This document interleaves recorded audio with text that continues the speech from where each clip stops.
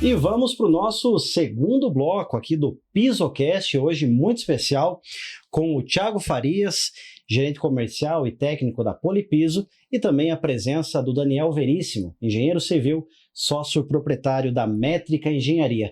Vamos retomar esse bloco agora já falando de laticínios, pode ser?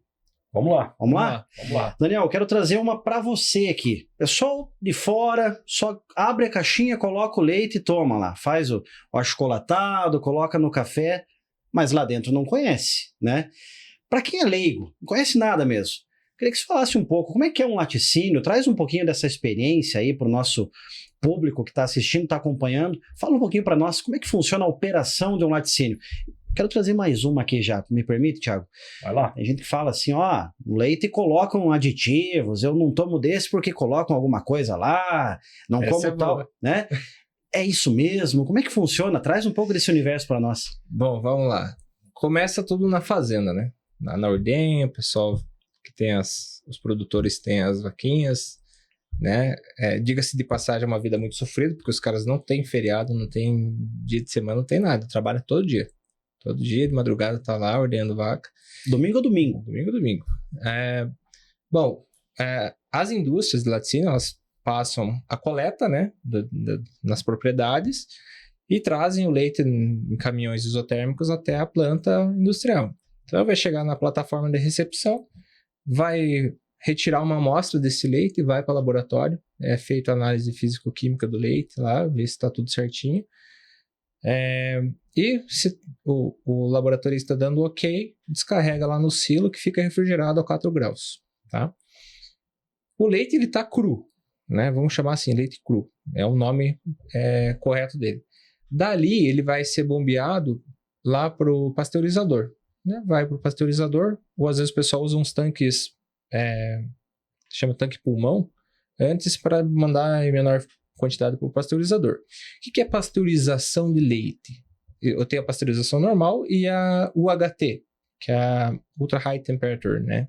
Que é temperaturas super elevadas. A pasteurização é basicamente ferver o leite. Então vai elevar a 48 graus lá e resfriar ele. Então dá um choque térmico no leite para matar bactéria, enfim, tudo aquilo que a gente não quer. A partir dali ele vai ser homogeneizado, né? Vai numa máquina lá, ela faz uma homogeneização. Antes disso, na verdade, ela faz o desnate dela ou padronização, né? O leite integral, salvo engano, são 3% de gordura, e o leite comum, o leite cru, ele vem de 3 e pouquinho, 4% de gordura, então é padronizado o leite integral a 3%, daí o semi-desnatado e desnatado com as suas proporções ali também. E depois é feito o envase, né, desse leite. Então, não é adicionado nada no leite, tá? No máximo, o UHT é colocado estabilizante, que é permitido por lei. A legislação brasileira, como eu falei no bloco anterior, ela é muito rígida, ela é muito específica, ela proíbe qualquer adição dentro do leite ou de qualquer outro produto. Então, é proibido isso, né? Não existe isso, que colocam soda no leite. Existem umas teorias aí, né? Claro, pode existir alguém que coloque ilegalmente e isso, né, é feito análise e já houveram casos no passado aqui no Brasil, mas lógico que as pessoas foram punidas, né, mas isso não existe mais. E a partir da pasteurização, homogeneização, pasteurização, padronização, homogeneização, o leite é envasado e vai para a câmara fria, que vai lá para o mercado, para todo o mercado, para ser vendido. E o leite de caixinha, ele tem o leite longa-vida, né, por assim dizer, ele dura mais tempo pelo processo térmico dele mesmo. Não é algo que, coloca um conservante no leite, não existe isso. Colocar para render. Isso, coloca água no leite. Colocar para render. Isso não existe. Não existe. Mas tem a diferenciação do pasteurizado para o UHT. Isso. Que a gente vê na caixinha, né? Leite pasteurizado. Se você lê lá, né? é o que tá lá. Né? Qualquer um pode entrar então, lá, quer dizer, a instrução normativa do leite, lá tá lá a legislação. Todos os laticínios têm que seguir ali. Isso do UHT ou pasteurizado é o processo que ele passou térmico. Até chegar, processo térmico, até chegar lá na gôndola. Exatamente. Então não tem nada colocado aí, né? Não tem nada. Daí, falando de laticínio, a gente pode ir para a queijaria, né? Daí a queijaria, o leite passa por pasteurização também, assim como no outro, padronização também, porque o pessoal tira A nata do leite você pode usar para fazer o creme de leite e a manteiga. Né? Então, a manteiga é derivada da nata do leite ali. Legal. Então, é um processo ali de derivados do leite, né? Então, no leite você não perde nada. Então, pasteurizou, tirei e padronizou, tirei a nata lá. Então, a nata eu posso usar para fazer um subproduto. Ou posso vender, né, a granel. Aí, vou fazer a massa coalhada, que é a massa do queijo. Então, é colocado aí coagulante, algumas coisas lá para dar a liga na massa. Essa massa ela vai sair numa drenoprensa, que é uma máquina que vai sair ali a massa com o soro do leite. Ele libera o soro. Perfeito. O soro é usado para fazer bebida láctea e ricota. Então, para quem não sabe, a ricota é do soro do leite. A bebida láctea também. Também. E aí essa massa ela é drenada, então o soro vai lá para fazer iogurte, ricota, enfim, creme de ricota. E a massa é filada depois. Filada, moldada, né? Uma máquina que vai fazer a filagem dessa massa. Vai colocar em formas, né? Dar um banho de água gelada nela para ela endurecer ali. E tudo tem processo térmico. Depois vai para uma sala de salga, secagem, embalagem e expedição. E tem gente que acha que ele chega pronto lá no freezer, né, do mercado, né? Olha quanta coisa por trás, né? E ainda tem queijos maturados, né? O queijo, depois desse processo da filagem da massa, ele vai para uma moldagem, né? Salga e tal, ele vai para uma câmara fria, fica lá. Por exemplo, o parmesão, ele fica 6 meses na câmara fria, por isso que é caro, né? Caramba. Então, imagina, você produz hoje para daqui 6 meses colher ele, né? Entre aspas. É muito tempo, né? É muito tempo. Por isso custo envolvido nesse processo. Armazenagem, a manutenção dele, que você tem que ficar limpando ele, porque ele vai gerando uma textura ali, algo que você tem que limpar e tal. E você pode ver, se você comprar essas cunhas no mercado, a parte de trás dela ela é mais durinha, porque ela, pelo frio da câmara fria, ele vai meio que cozinhando o queijo, então ele fica mais durinho. Então o pessoal fala, essa parte aqui não pode comer. Na verdade, ela só endurece por causa da temperatura extrema ali, né? Eu não lembro agora de cabeça quantos graus fica a câmara do parmesão, mas é interessante esse processo. O pessoal entender também, né? Às vezes não sabe como funciona. Não, é muito bom saber, porque a única coisa que a gente sabe é que é bom demais. É bom demais. Agora, como que chega lá, né? Então, muito bacana saber disso, né? Eu não tinha ideia. Então, eu tô aprendendo muito aqui contigo hoje, porque realmente, claro, a gente sabe que há um processo, mas nem imagina a quantidade de etapas que está por trás, né? Desde o produtor, que está lá no domingo, até toda a logística, a cadeia logística até chegar lá, né? Então, é bom saber, né, Thiago? Sim. E, Thiago, pensando nisso ainda, né, na parte dos laticínios, que o Daniel brilhantemente nos ensinou aqui hoje, uma né? Aula para nós. Uma aula, isso é uma aula. Quais são as principais solicitações da indústria alimentícia, da indústria dos laticínios? O que mais acontece? O que mais chega para você? Bacana essa tua pergunta aí. Vou pedir para o Alan colocar aqui uma imagem e ela vai mostrar para nós um layout de um laticínio. É bom para a gente poder entender isso que o Daniel falou aqui. Ah, que legal. Né? E aí nós temos aí desde a área de captação do leite, né, que está lá em cima, igual o Daniel comentou, as fazendas de ordenha ali, né, e desde esse momento dessas fazendas de ordenha já tem especificação nessa parte de piso. Porque são solicitações em cada área do laticínio, como o Daniel falou. Tem área que vai ser ataque químico, tem área que vai ser um ataque térmico, né? Mudança, oscilação de ciclos térmicos, né? Uma área alta temperatura, na outra tem que resfriar a baixa temperatura, né? Câmeras frias. Então, né, cada tipo de área ele vai sofrer uma solicitação diferente. Então pensa que quando a gente fala na parte de revestimento do piso de um laticínio, né, ou de uma indústria alimentícia de uma forma geral, tudo isso tem que ser levado em conta. Tudo isso. Então, por exemplo, em cada tipo de área, normalmente pode ser feita uma especificação. Você pega na área do transporte, lá na área de recebimento do leite, por exemplo, lá onde os caminhões chegam, igual o Daniel falou ali, com leite cru, leite in natura, para poder esse leite entrar e abastecer. A partir dali, já tem uma especificação para um revestimento uretano, que vai ter as resistência a um tráfego de caminhão, sobre ele, né? Intenso, pesado. Intenso, pesado, né? Arraste, então ataque químicos, pode cair produtos ali, enfim, nas áreas de SIP, né? Nas áreas onde armazenam produtos para limpeza, que envolve a limpeza de toda a tubulação, dos equipamentos e por aí vai. Então também tem que ter um revestimento ali específico para isso. A linha de uretanos atende a essa necessidade também, né? E aí entra em cada área essa especificação. Fica à vontade, Daniel. Me permite uma parte aqui para o pessoal também ficar sabendo. O SIP é a limpeza interna das tubulações. Ela é feita aquelas metálicas, né? Isso, é com inox, né? Inox, é. Ela é feita com soda, ácido e água quente. Né? Então ela é higienizada dessa forma. Aí que entra a resistência química do piso. Porque se cair soda é alcalino, extremamente alcalino. Ou o ácido, que é o pH totalmente oposto, então o piso ele tem que se adequar a duas realidades ali. Sim. Né? Se ele não tiver essa capacidade de resistir tanto ao ácido quanto ao alcalino, um dos dois vai deteriorar ele. Pois é. Então, tudo isso tem que ser pensado, né? Tem que ser pensado. Então, a especificação é para cada tipo de área, dentro de um laticínio, dentro de uma indústria alimentícia, dentro de um perfil de indústria que for. Né? Então, uma especificação, ela nunca é genérica.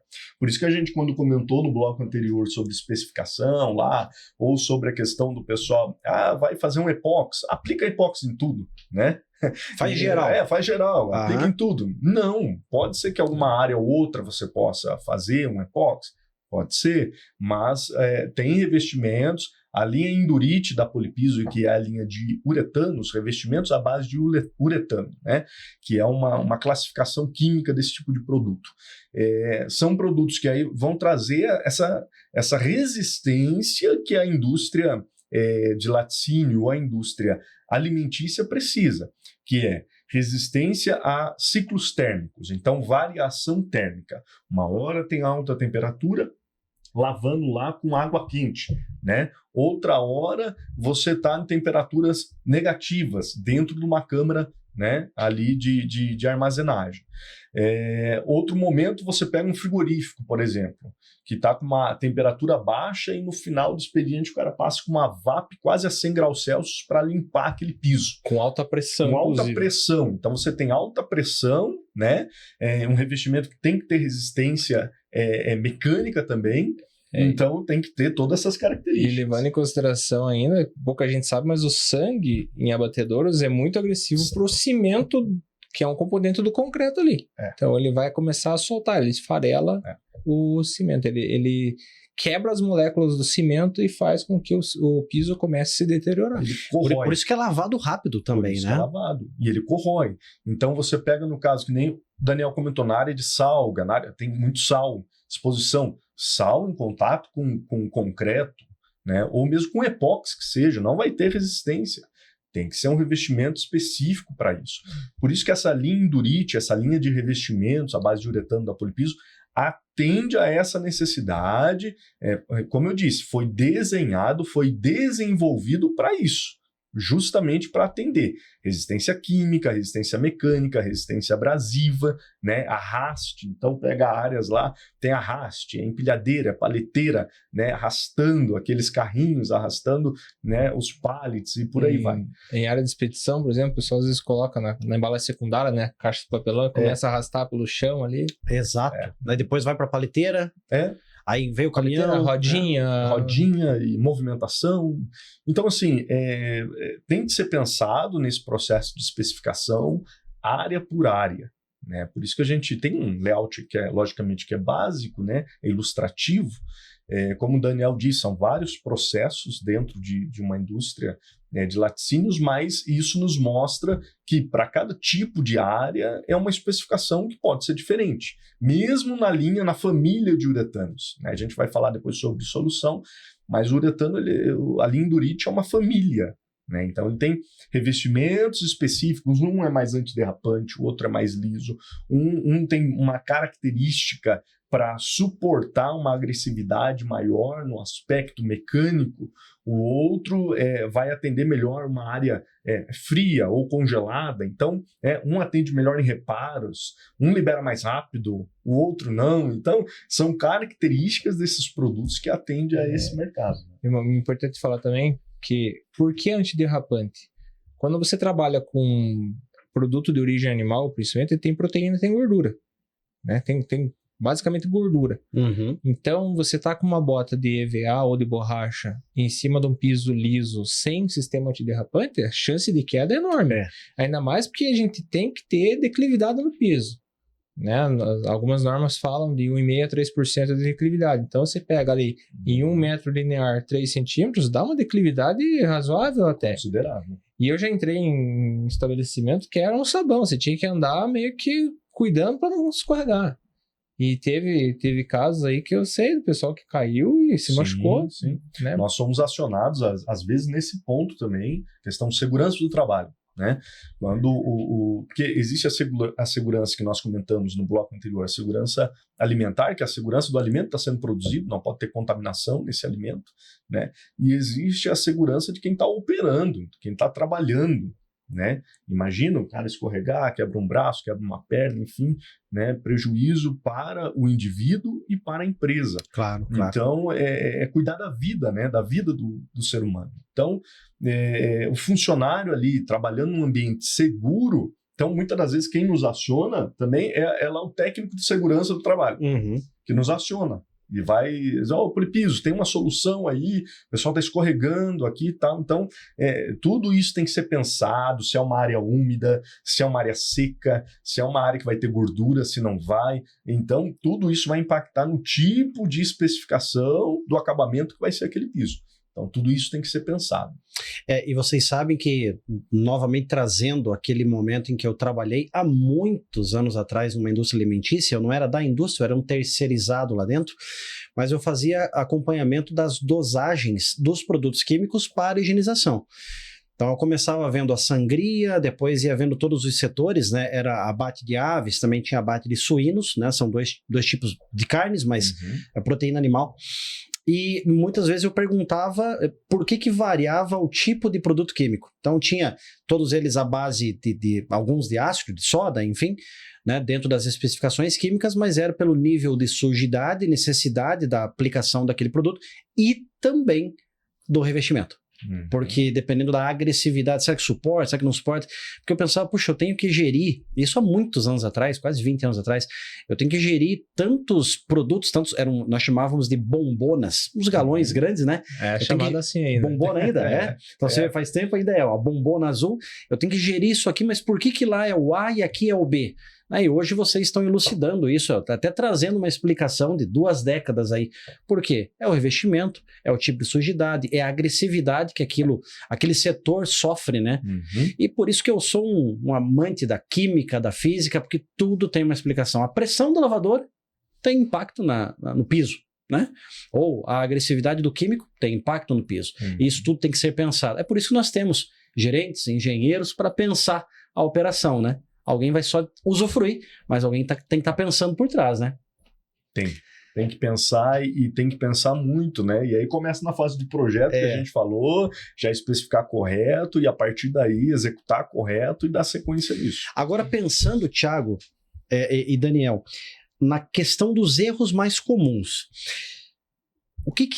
aonde o erro nasce, hein, Daniel? Ele é mais no projeto ou é na execução? Tem como colocar essa balança ou não? Ou é meio equilibrado os erros principais? Quando a gente pensa nas indústrias, né?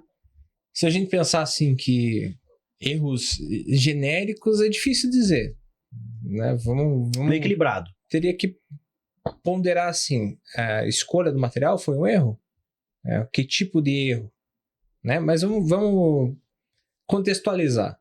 Primeira coisa que acontece de erro comum nesse setor é o proprietário achar que engenheiro é tudo igual e arquiteto é tudo igual. Não é, cada um no seu quadrado.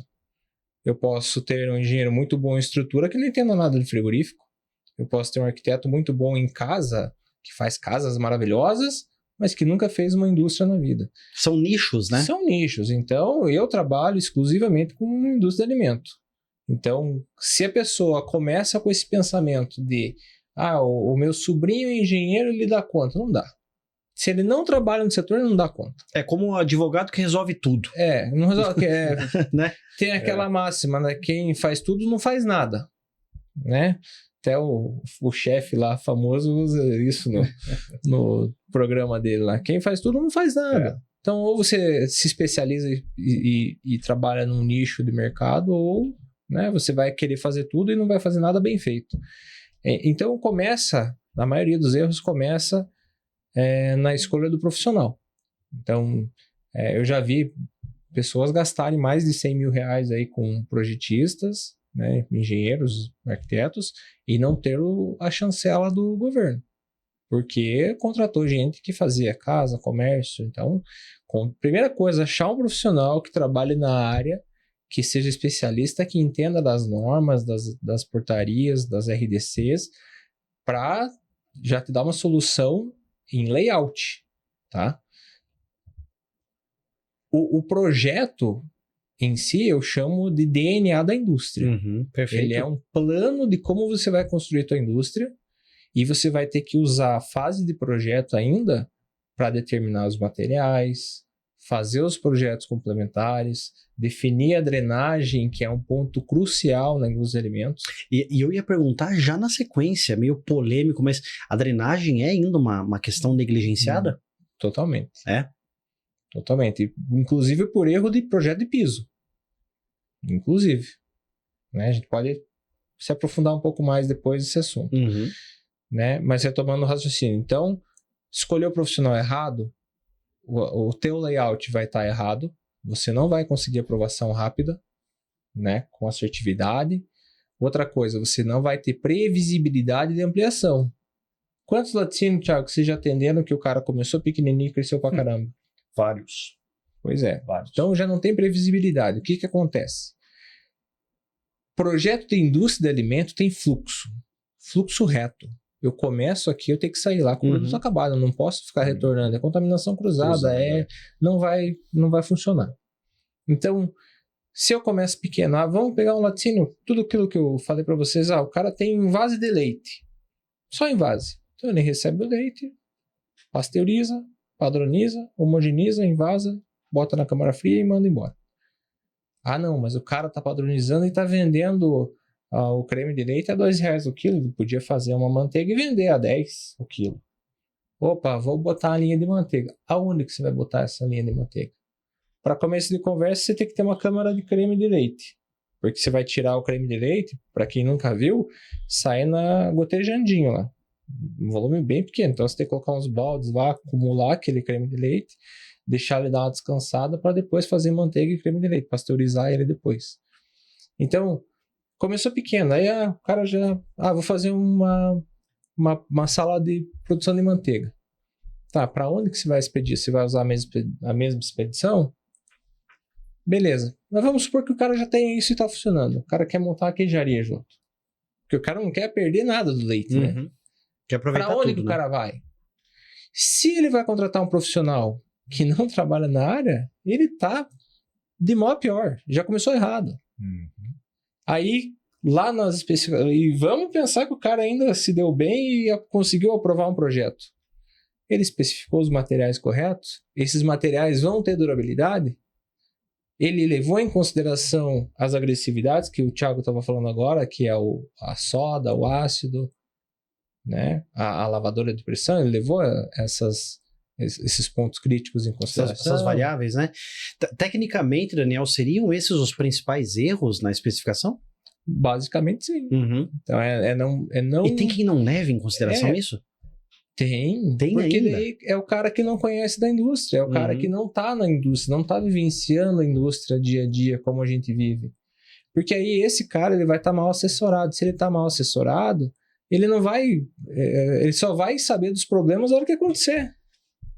Você não vai trabalhar com a previsibilidade da ampliação, como eu falei, mas também da previsibilidade de problema. Sim.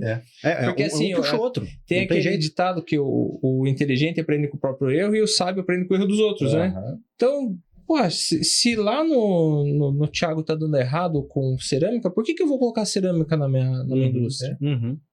né? Pô, se tá dando certo lá na empresa A com o Endurite, vou colocar Endurite também. Vai ser mais caro, mas pô, os caras gastaram lá, mas gastaram e tá lá ainda. Tá durando até agora.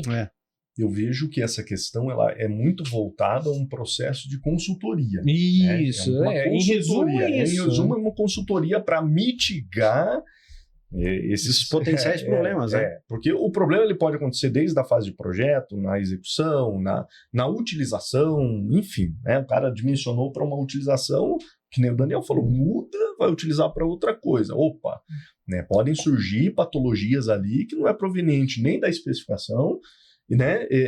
Mas é do uso. E gargalo de produção também. Sim, também. Então, assim, olha, o que eu vejo? A gente preocupado com tudo isso, como indústria, a gente promover esse papel de consultoria. Tanto que a nossa equipe técnica é uma equipe de consultores técnicos. Para a hora que ele chega no cliente, muitas das vezes dá uma olhada, a nossa visão, né, mais geral, ali não só piso, olhando geral para entender toda a necessidade do cliente. E muitas das vezes a gente aciona, olha, cliente, acione um projetista, acione um patologista, acione alguém que conheça disso aqui mais a fundo, porque não é, você está olhando aqui o acabamento do piso e está achando que o problema está aqui, mas na verdade existem problemas que são muito mais aprofundados que isso, né? Patologias certeza. Em base em projetos que... quantos pisos hoje no Brasil tem projeto de piso, de execução de piso de concreto? Muito pouco. Já começa por aí. Então, assim, essa tem sido uma pauta de uma discussão nossa com o mercado de uma forma geral para conscientizar o mercado. E depois dá patologia lá no revestimento, dá patologia no acabamento, e o cara acha que o problema é o acabamento que ele colocou. O material. O material que ele colocou no acabamento, ou às vezes o executor que fez errado, né? E não vê que às vezes... né, não houve não tem nem um laudo de terraplanagem, compactação de solo, não tem sondagem, não tem projeto de piso, não tem projeto executivo desse piso, não tem nada, e depois no fringir dos ovos o resultado final, teu revestimento tem que resolver todo o meu problema. Podemos até exemplificar, o cara tem um terreno às vezes que é podre, né, um terreno mole, o cara vai lá e não faz a sondagem do terreno. Às vezes o caso era até de um radier estaqueado para aguentar as cargas, porque você está trabalhando aí com cargas de 1.000 para frente, quilos por metro quadrado. Né? Porque são maquinários pesados, dependendo do porte do laticínio ou do frigorífico. E às vezes esse terreno ele não aguenta uma casca de concreto em cima só. Aí o que começa a acontecer? O piso começa a baular, como se fosse aqui essa folha, ele começa a baular, começa a afundar. O que começa a acontecer? Você me perguntou agora, drenagem. E aí, drenagem, daí o cara faz o quê? Eu tive esses tempos aí no laticínio que era água por todo lado, porque foi feito aterro e não compactaram direito o solo. Então, o problema começa, às vezes, na falta da consultoria do cara entender, poxa, mas se eu fizer dessa forma, ao longo do tempo vai dar problema. Né? E assim, você, Daniel, Thiago, você acha que esse trabalho consultivo, né, ele resolve 80% dos problemas? Não, Kleber, não resolve. Eu acho que além da consultoria, precisaria de mais essa entrega aqui para a gente mitigar mesmo o problema. Eu penso que depende o time da coisa. Né? Em qual fase nós chegamos com esse processo de consultoria. Então, se a gente chega numa fase inicial de um projeto, né, eu sempre costumo dizer isso, eu digo isso para os clientes constantemente, envolvo a Polipiso desde a fase inicial do projeto. Quando é que começa aquela questão de especificação, aonde o projetista aqui vai determinar o layout, né, como que vai ser. Então, nos envolvo a partir daí. Porque a partir desse momento, a gente começa a ter conhecimento da área, da utilização da área, já começamos a conversar com o projetista para definir dentro do projeto, para que saia com uma especificação já consciente, né? Já que saia aquilo já da forma correta. Então, por isso que eu digo que depende muito do time. Por quê? Esse time é o ideal. é o que a gente espera, é o que a gente... E quando a gente se envolve no projeto desde o início, né, as chances de ter um projeto lá excelente, ela é enorme, é maravilhoso. Né? A gente gosta muito de ter esse envolvimento técnico, né, desde o início. Agora, quando a gente já está num time lá, onde já deu o problema, aí é apagar incêndio. Né? Aí entra a patologia de bombeiro, né? A abordagem é outra. A abordagem de bombeiro. Aí você entra para resolver um problema. Já teve recalque, já teve problema estrutural, já teve problema, desplacou todo o revestimento do cara. E agora, o que eu vou fazer? Cara, aí já é resolver problema. E, de novo, é resolver um problema com o carro andando. Trocar o pneu dele com ele andando. Então, isso vai trazer muito custo, muito prejuízo, enfim, isso vai envolver vários aspectos ali para o cliente. Então, o melhor time é entrar desde o início e fazer a coisa correta. Depois tem solução? Tem, só que a que custo isso? Né? Então, para tudo tem solução. Os caras conseguem fazer construção no deserto, né? Construir mega empreendimentos no deserto. A que custo isso? Né? Então, consegue resolver o problema do cliente? Consegue. Só que isso vai ter um custo, né? Então é essa questão do time que eu acho que é muito decisivo, né, Danilo? Ô Thiago, pensando assim no diferencial polipiso, né? O envolvimento desde o princípio do projeto, é essa expertise o diferencial polipiso? Você tem como trazer para nós um case de sucesso, alguma coisa que você fala, olha, Kleber, isso aqui eu me lembro porque se destacou e a Polipiso estava lá. Bacana, bacana. Eu entendo que sim, essa questão do diferencial nosso, em conseguir estar desde o início, isso faz toda a diferença. Isso para um projeto pequeno, médio ou grande, independente do tamanho do projeto que a gente está falando aqui. Né? Ter um envolvimento, porque o nosso é o acabamento desse piso. Né? Acabamento. Então, tudo dali para baixo já foi feito. Então, base, sondagem, concreto, estrutura, cobertura, está tudo pronto. A hora que a gente entra é para executar um acabamento, como se você, na tua casa lá, fosse fazer o piso e entregar a chave para o cliente. Então, é essa questão na indústria também. Então, imagina a gente chegar nesse ponto e encontrar patologia. Opa, volta todo um processo. Então, tem um case que eu me lembro bastante de um cliente de uma obra de grande porte, inclusive, né, um cliente muito grande, aonde nós sentamos na mesa assim, de reunião e o diretor olhou para mim e falou assim, olha, eu só preciso de uma coisa, todo frigorífico que eu faço, o ralo está aqui, né, e a água vai para cá. Ao contrário. Ele falou, eu só preciso de uma coisa, eu preciso que a água vá para o ralo. Corra para o ralo. Só isso. Então me resolve isso aqui que, cara, vai resolver muito. E era um cliente que ele tinha, por aquela questão que a gente falou, a gente comentou sobre isso, né? Essa questão do cliente conhecer uma solução, e ele conhecia uma solução nossa, que é o P600, né, que é um revestimento cimentício de altíssima resistência, muito bom, e ele já conhecia esse revestimento, só que a linha de endurite, a linha uretano, ele tinha uma certa resistência, né, é o novo, né, aquela questão do novo, né, já está acostumado, né, acostumado com aquilo, tal, e vamos seguir, tá bom.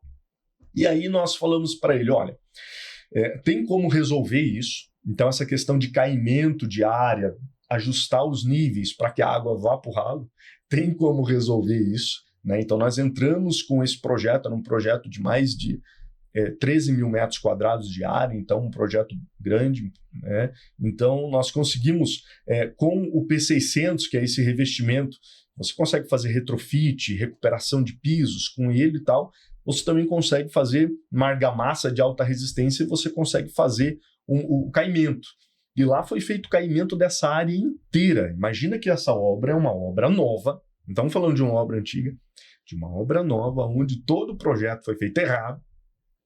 E o cliente tem que comportar um custo desse no projeto, de ter que investir mais X, um bom dinheiro, para agora mandar essa água para o ralo.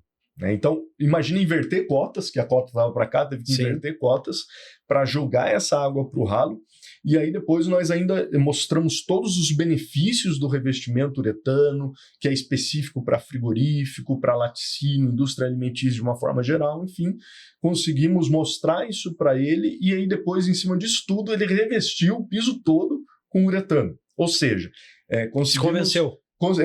E conseguimos resolver a dor do cliente, o problema dele tanto de caimento, quanto o problema de ter um revestimento com as resistências que ele precisava para que tivesse uma alta durabilidade, uma alta performance aí no acabamento do piso. Então esse case foi muito bacana, ele ficou gravado assim para nós, porque foi um projeto que é a mesma questão, se tivéssemos envolvido lá desde o início, ou se tivesse um projetista envolvido desde o início, tal, a gente conseguiria casar essas informações e aí o cliente não precisaria ter esse custo todo que ele teve, né? Que nem eu disse, tem solução? Tem, mas a que custo isso, né? Então, a nossa função, eu poderia ter uma visão simplesmente comercial e dizer, para nós foi bom, vendemos, né? Ok, mas a nossa visão não é essa, a nossa visão é levar solução e prestar consultoria para o cliente. Então, às vezes, nem sempre aquilo que é mais caro é o que vai resolver o problema dele. Às vezes tem que fazer um ajuste, uma adequação de especificação. Especificações que são uma complementar à outra, às vezes não é só uma especificação, como foi nesse caso. Então, é essa questão que os clientes precisam entender, ter essa visão, que a gente precisa ter essa consultoria. Isso é importante o cliente ter. E saber que com a gente pode contar o que sai da nossa alçada. Nós indicamos projetistas, né, indicamos pessoal responsável. Esse exemplo que você deu foi interessante, um case de grande sucesso mesmo, mas eu poderia, observando de fora, dizer que esse é um erro de execução do projeto mesmo. Porque no projeto, defendendo os projetistas, né, você vai lá, coloca o ralo e indica que a declividade tem que ser para aquele ralo. Direcionada, né? Aí o que acontece? Às vezes foi lá, o mestre de obra foi lá, bateu o nível, às vezes, né, errou um pouquinho o nível ali, ou na hora da concretagem, porque concretar piso é um trabalho muito pesado mesmo, aquelas mangueiras de concreto é bem complicado, quem nunca viu, se tiver a oportunidade de procurar até no YouTube alguma coisa sobre isso, né, porque é pesado mesmo. Aí, às vezes, é um processo manual, né? Manual, e às vezes acontece ali né, na hora de desempenar, ou comeu demais ali com a bailarina. Uhum. E aí gerou essa declividade negativa, né? Pronto. E muitas vezes eles não usam o vibrador, o mangote, né? O vibrador de concreto. Se o cara não coloca isso lá, ele dá as bolhas, né? Os nichos de concretagem. Ali, ele tem que usar o equipamento também adequado, né? É como você falou, né? A questão de usar a bailarina corretamente. Então, pode dar diferença, né? Um grande aliado nisso são as réguas vibratórias, né? Uhum. Que o pessoal usa. Eu, quando eu trabalhei lá em Porto União, o pessoal fazia bastante piso industrial alisado, né? Não era para indústria de alimentos, mas ajudei a executar bastante coisa lá. Usava régua vibratória, né? Nível a laser, então conseguia ter uma precisão um pouco maior, né? E lógico, a tecnologia ela tá aí para ajudar as pessoas também a executar da forma correta, né? Essa questão de declividades, assim, principalmente, eu prefiro corrigir em contrapiso, né? Muito mais fácil do que na concretagem em si, né? Eu não sei como outros engenheiros executam, mas o contrapiso vem. E aí entra essa solução com o P600. E nós temos nos deparado muito com esse tipo de necessidade no mercado, né? Onde precisa dar os caimentos corretos, ou às vezes você já tem uma área onde já tem o caimento e você vai mudar a operação. Não, agora eu quero nível 0 nessa área, que agora era uma área X, agora vai ser um estoque. Então eu preciso mudar. Então aí entra essa questão, né? Então o P600, que é uma outra solução que a Polipiso tem, que é um revestimento de alta resistência. Porque hoje você fazia às vezes um contrapiso, com variação de espessura e espessuras baixas, vai trincar, você vai ter problemas, tal. Pode ser que tenha patologias futuras. Entra a questão que o Daniel falou, tecnologia. Então, hoje a Polipiso tem tecnologia, que é o P600, que é um produto onde você consegue ter variação. Então, por exemplo, você pega ali o mínimo 12 milímetros. né? Então pega o mínimo. Teve essas áreas que nós fizemos, teve área que deu 40 milímetros, né? Teve área que deu 50 milímetros, variação. Então imagina você ter uma variação, um sistema que é aderido, então ele é aderido com adesivo estrutural, ou seja, não vai desplacar, não vai trincar, você não vai ter patologia com o revestimento futuro que você possa vir a colocar em cima. E pensando assim, nessa próxima pergunta, que eu também faço para vocês, porque é muito válido, uma coisa está atrelada à outra, né? O piso, o projeto, o acompanhamento técnico, ele se faz necessário nas fases da obra? E uma outra pergunta, que vale para vocês dois, né? Porque, como eu falei, tá, é uma dobradinha. A proximidade dos aplicadores também faz diferença? Faz muita diferença. Porque assim, ó, esse aporte técnico, o Daniel citou isso lá no começo da fala dele, que ele teve experiência onde precisou de um apoio técnico, né? Esse aporte técnico, ele é extremamente importante porque a nossa venda é técnica, né? E a nossa entrega tem que ser técnica também. Então não adianta você vender tecnicamente e a entrega não conseguir atender a essa necessidade, né?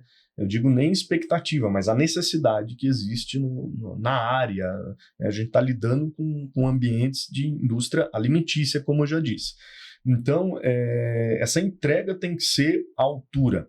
E aí envolve o departamento técnico envolvido em todo esse aspecto, né? Como a gente falou, desde a especificação. Se eu tenho a especificação correta, se eu tenho a execução correta, a entrega é para ser correta também, né? Só que tanto a especificação, quanto o acompanhamento na execução, quanto a entrega, nós conseguimos estar junto com o cliente, com o projetista, estar junto com o executor, com quem seja, porque faz parte do nosso trabalho isso. Então nós temos que estar envolvido, na verdade, em cada uma dessas fases. E aí entra a execução, que você disse, o executor em si, né? A Polipiso, a gente sempre trabalhou de mãos dadas com o executor. Eu disse no bloco anterior que nós não temos mão de obra, nós não executamos obra. Nós somos indústria de produtos químicos para construção civil. Então, nós precisamos ter na ponta quem execute a contento. Tanto que nós falamos a respeito disso, até citei uma palestra que eu falo sobre a indústria 4.0 e do serviço 4.0. Então, a gente sabe a dificuldade que é a mão de obra hoje, né, no Brasil, do Oiapoque ao Chuí, né? Necessidade e falta de mão de obra e falta de um pessoal qualificado, ainda mais no ramo da civil, né? Então, existe. Então, a nossa preocupação em treinamento, em poder treinar esse pessoal, em poder deixar eles ali afinados para poder fazer, acompanhar o processo executivo e tal, é uma preocupação que nós temos como indústria, né? E isso precisa ter o envolvimento de quem está à frente do projeto ou da obra, de nos acionar também, Polipiso, preciso de um acompanhamento aqui, né? Foi vendida uma obra com material de vocês e agora tem que ser executado corretamente. Então todo esse processo faz parte do nosso dia a dia, do nosso DNA aí como indústria, né? Ô Thiago, e assim uma última ainda pensando no diferencial Polipiso, né? Sem citar o dono da obra. Uhum. Já aconteceu aí de entrar para resolver problemas de outros fornecedores? Já aconteceu soluções? O Polipiso resolve. Uhum. É um assunto delicado, Delicado. né? É um assunto delicado. Mas sim, já aconteceu e muito dos problemas, eu diria que não tem como mensurar isso, mas eu vejo que ela parte desde um processo de especificação errada, ou seja, foi alguém lá e especificou a solução errada. Então, já aconteceu. E a gente tem que ir lá e, né, ter que refazer todo um trabalho que foi feito, especificar corretamente, o cliente vai gastar de novo, vai para a área de novo, todo aquele transtorno vai refazer. E outra questão é o que a gente acabou de falar agora, questão de mão de obra. Uhum. Então, quem não se preocupa em treinar, pode ser que tenha o custo em refazer. Então, a nossa preocupação em treinar, isso está no DNA da Polipiso, formar gente, treinar, tanto que vai vir novidade para frente aí, a Polipiso vai lançar novidades no mercado, referente à questão de treinamentos e tal, enfim. Então, fazer workshop, fazer treinamento, isso é constante, é massivo, tem que ser feito isso aí constantemente. Capacitação, porque quem não faz, e depois a gente, às vezes, é acionado, às vezes a especificação foi correta, que foi feito lá atrás. Um concorrente fez a especificação correta, mas quem foi executar não executou a contento. Aí faltou problema de novo. E eu reitero aquilo que eu falei, não adianta ter um bom material se a execução não for bem feita, né? Ô Daniel, até pegando um gancho no que você está falando, geralmente quando nós somos, né, Thiago, especialistas em alguma coisa, você fala, só de olhar eu já sei, né? Porque eu tenho expertise, né, naquele assunto. Você, projetista, engenheiro civil, bateu o olho. Esse piso aí é potencial problema sanitário. Acontece isso? Acontece. Tem algum fato, alguma coisa que você lembra? Kleber, é muito comum chegar assim e eu identifico dessa forma. Eu cheguei uma vez num abatedouro de suíno, né? A gente tá falando de laticínio aqui, mas na cadeia de alimentos mesmo. Cheguei no abatedouro de suíno e na entrada, no gabinete sanitário, o gabinete sanitário seria a barreira sanitária, o local de higienização dos pés, das mãos, enfim. Tudo cerâmica, com pontos quebrados. Então, você via a cerâmica branca, aquele pedaço laranja da parte do barro ali da cerâmica mesmo.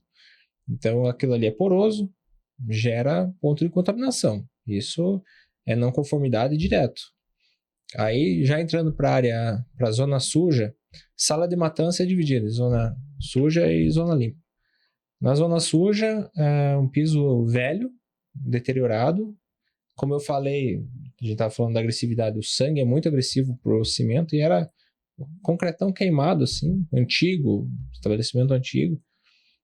Você via, assim, que ele vai esfarelando, vai desgastando aquele cimento e você olha aquilo ali, né? Ele corrói, ele literalmente corrói o cimento do concreto, né? Concreto, leia-se cimento, areia, pedra e água, né? Então o cimento ele vai se desgastando ali, vai se farelando, vira um pó, né? Vira um pó. E ali, junto com é o conjunto das situações, né? A lavadora de pressão, conjunto da ópera, soda, né? o ácido, enfim. Aí você olha aquilo ali cheio de canto vivo, quebrado, trincado. Isso é um prato cheio para bactéria, né? Aí os veterinários ficam loucos, porque daí o veterinário chega às vezes pro dono do negócio, fala, viu, tem que arrumar. O cara, como que vou arrumar? Não posso parar. Daí vira uma sinuca de bico para todo mundo. Que o veterinário quer que arrume, eu quero arrumar, o dono não quer parar. Então... E vai ter custo. Não, e dentro desse mix aí de situações, você vai trazer especificação técnica e vai falar, é melhor recuperar ou tem que refazer. Como fazer essa divisão? Quando recupera e quando refaz. Não, para tudo e vamos ter que fazer do zero aqui. Isso é bem delicado, né? Porque envolve dinheiro, né? Envolve tanto gasto quanto ausência de arrecadação, né? Que você vai ter que parar. Então, eu procuro, assim, nas soluções que eu proponho, conversar com o cliente, né? Explicar, ó, a gente tem essa alternativa, essa. Geralmente mais de uma, né? Porque se chegar com uma alternativa, o cara vai falar, por que eu tô te pagando, só né? Só tenho essa, né? Então, muito delicado, teve um caso, por exemplo, que o piso tava abaulado, com muita água fervida, e o pessoal tinha gastado já para fazer o piso novo. Eu dei a solução de fazer um retrofit e refazer tudo, né? Não tem como, muito caro. Aí eu falei, bom, então vamos fazer o seguinte, vamos rasgar o piso e colocar na canaleta para juntar essa água e tirar daqui. Então, são soluções pontuais. Isso vai ser para sempre? Não vai. Não vai, mas é paliativo e assim, o cara tinha acabado de gastar no piso. Não, eu vou te trazer outra delicada, ó. Eu tô colocando aqui uma pimenta na conversa, né? Porque muitos anos, Thiago, eu trabalhei, minha trajetória é longa, né? Algumas empresas aí eu trabalhei com automóveis e você via que a manutenção preventiva muitas vezes era negligenciada. Totalmente. E aí você tinha nos fatores da balança a corretiva com índices maiores. Por quê? Porque deixou chegar naquele ponto. Quando a gente pensa em piso, a manutenção preventiva ainda é lá como a drenagem negligenciada, na tua visão? Eu acredito que sim. É. Num âmbito geral? Porque... Difícil, né, Thiago? Nós temos um manual de manutenção, sabe? Que é um manual de conservação, de uso e tal. Só que isso que o Daniel comentou, muitas das vezes não tem essa adequação, já não teve o projeto correto, já não teve... Começou errado lá atrás, né? Já começou errado, já não teve a utilização correta, agora chega o gargalo da coisa, né? Vem e resolve. E aí, que o Daniel falou. O limite, assim, ou resolve ou não dá interdita. mais. Ou fecha, ou vai interditar, ou vai parar a operação, enfim, aí é problema para todo mundo.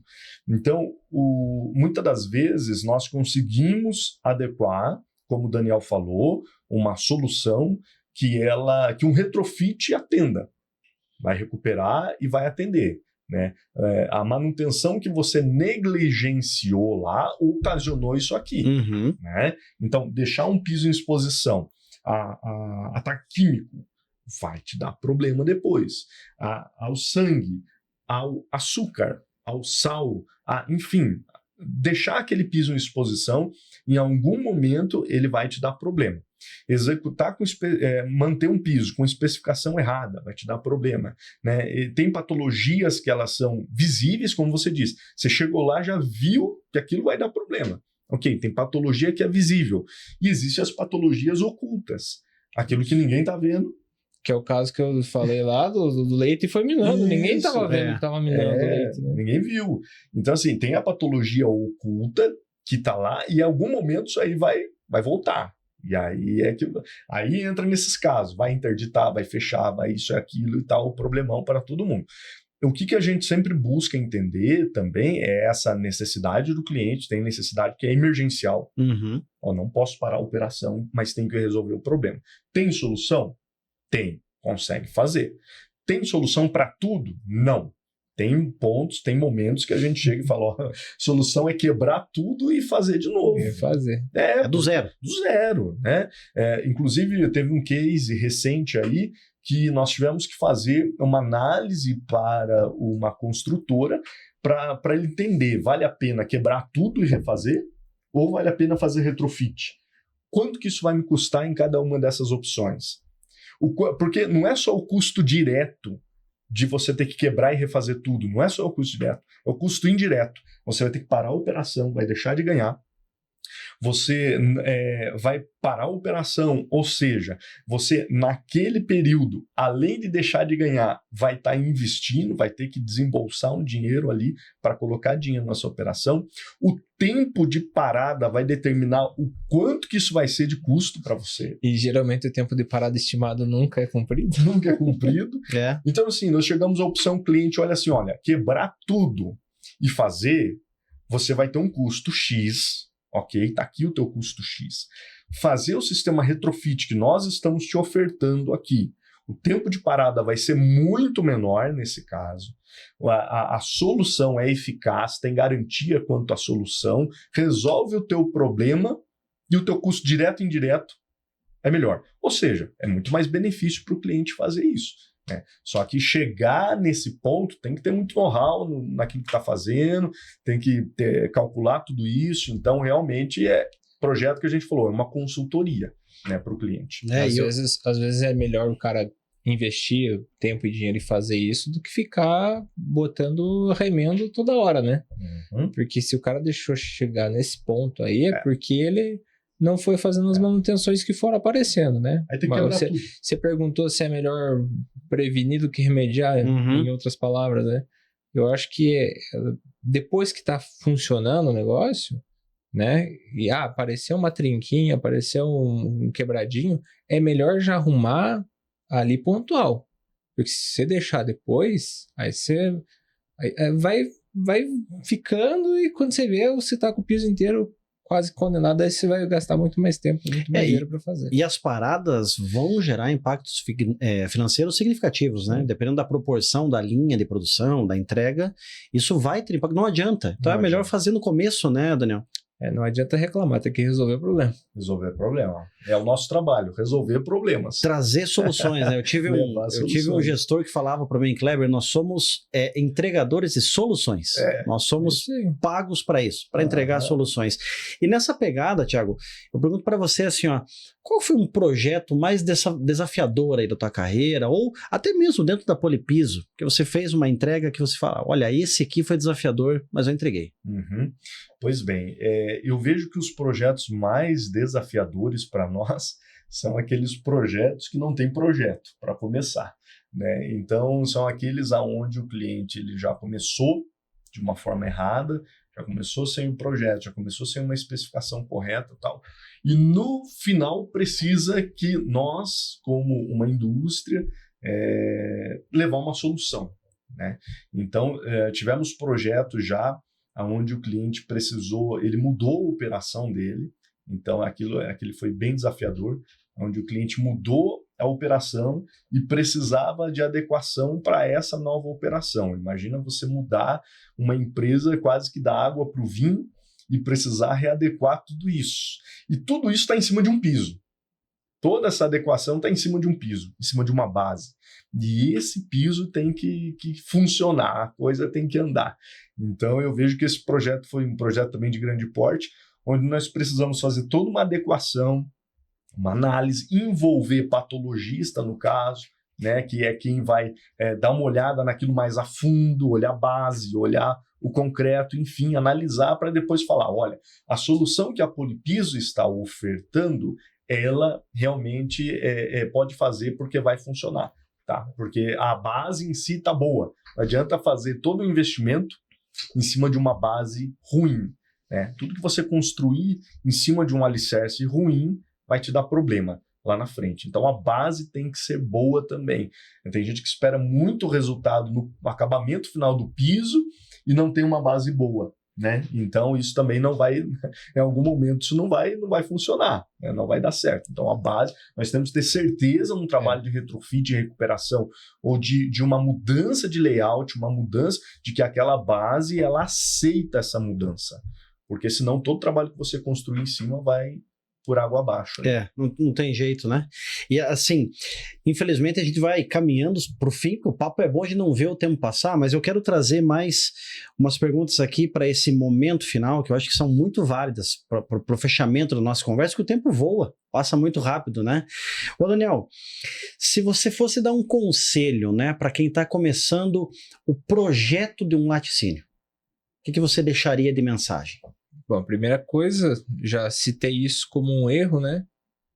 Mas é procurar algum profissional que trabalhe na área e que entenda do que está fazendo. Nem todo engenheiro entende de estrutura, nem todo engenheiro entende de indústria de alimentos. Né? O engenheiro ou arquiteto. Aplica-se para os dois aqui. Então, a primeira coisa, né? Eu quero fazer uma indústria de alimentos. A primeira coisa que você vai definir nessa indústria é o layout. Se a pessoa não conhece, não tem o conhecimento da operação do segmento que está sendo pleiteado ali, já nem contrate, porque vai arrumar dor de cabeça. Então, primeira coisa, achar um profissional que entenda do estabelecimento. A gente está falando aqui de indústria de alimentos, que entenda que trabalha no setor de alimentos. Tá? Segundo ponto, certifique-se de que esse profissional tem um histórico de aprovação nos órgãos de inspeção e vê se ele tem conhecimento também técnico nos materiais que são utilizados, né? Se ele tem vivência dentro da indústria. Caso ele não tenha, tudo bem, mas se ele entende do primeiro ponto, show de bola. Depois chama também alguém que entenda de estruturas para fazer todos os projetos. Eu vou falar uma frase aqui que eu sempre uso. Projeto não é caro. Projeto é investimento. Projeto é planejar a indústria e resolver os problemas na fase de projeto é melhor do que depois. Você veja, um projeto ele vai custar em torno de 3% do valor da obra. Essas obras de frigorífico, laticínio, elas costumam custar além dos milhões de reais.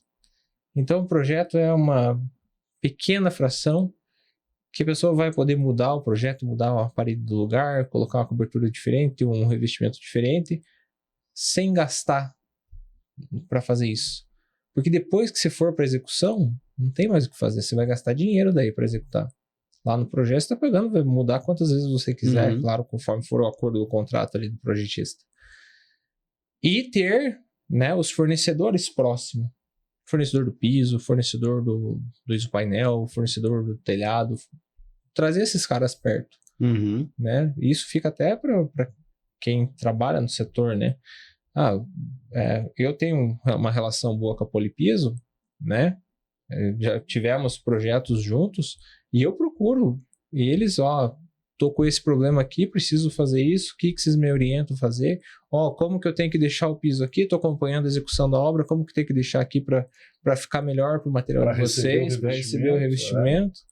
Né? Então, aparar as arestas dos problemas que podem acontecer. Uhum. Né? A gente tem um projeto ali em São José da Boa Vista juntos e o laticínio está sendo em 2 etapas. A primeira etapa já está funcionando. A gente teve que mudar o laticínio para essa primeira etapa ali.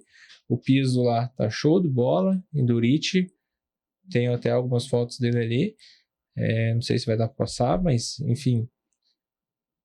A indústria foi pensada em conjunto com a medicina veterinária, que são as 2 profissionais que estão lá trabalhando, a gerência da cooperativa, a engenharia, a Polipiso entrou junto, a empresa da climatização entrou junto, a empresa dos painéis entrou junto, então todo mundo, a gente agregou e incluiu todo mundo na conversa. Uma conversa mitigar os multidisciplinar. erros, né? Os riscos. Como que vamos fazer isso? Como que vamos fazer aquilo? Onde é que a gente vai deixar isso? Onde a gente vai deixar aquilo? Os motores de câmara fria vão por onde? O piso vai ser de que jeito? Que cor que vai ser? Então, quem está começando, quem vai começar, ou mesmo quem está operando, ter uma consultoria. Chamar um veterinário, um zootecnista, profissão do higienista, né? Que entenda do assunto também. Não adianta chamar qualquer um. Tem que chamar aquele cara que trabalha no setor e que entende, né? E, puxando um pouco o sardinha para a Polipiso é a única empresa do Brasil que eu conheço que tem solução para frigorífico laticínio. E que funciona, e isso eu vejo na prática, né? Tanto que eu indico uma parceria aí, indico a Polipiso aonde eu vou, porque eu sei que o produto é bom e eu não vou me arrepender de indicar. Né? Porque eu sei. A segurança que você tem. Exatamente. É o teu nome que está no teu projeto. Eu tô assinando embaixo lá que o material da Polipiso é bom, né? Claro. E pensando nisso, Thiago, na fala do Daniel, qual o erro que a indústria alimentícia ou do laticínio, né? Ela não pode cometer. Primeiro que ela vai escolher a Polipiso, é claro. Uhum. Mas o que ela não pode errar? Qual é o conselho que você dá na hora da definição do revestimento, da escolha desse piso? Pois bem, essa definição de qual vai ser o revestimento tem que contar com quem tem know-how para isso, quem tem conhecimento disso, quem já passou por onde ele está passando, nessa implantação, nesse projeto, nessa adequação, enfim. E 35 anos de mercado e de história nos mostraram muito disso, né? Então, nós sentimos as dores do cliente, nós sentimos a necessidade, sabemos o que dá certo, o que dá errado. Então, eu diria assim, olha, que contar com quem tem know-how, conhecimento técnico para isso, é um grande diferencial. E um detalhe muito importante, Kleber, é quem é especialista nessa área. Porque assim, eu já me deparei com situações onde o cliente falou, olha, estou fazendo com um fornecedor aqui, orçando com um fornecedor X, Y e Z. Legal, bacana, né? Muito bom. Aí eu perguntei para o cliente assim, tá bom, quais deles é especializado em revestimento para a indústria de alimentos? Ele falou, não sei, vou me inteirar do assunto. Nenhum deles era especializado. Tem revestimento, tem soluções, mas não é especialista na área. Não sabe entender essa diferença que o Daniel falou de quem realmente vive com aquilo. Então, indústria alimentícia, frigoríficos e laticínio é o nosso DNA. Nós nascemos dentro de indústria alimentícia. A Polipiso nasceu dentro de indústria de alimentos, frigoríficos há 35 anos atrás. Então, é contar com quem sabe resolver o problema. Esse é o grande X da questão.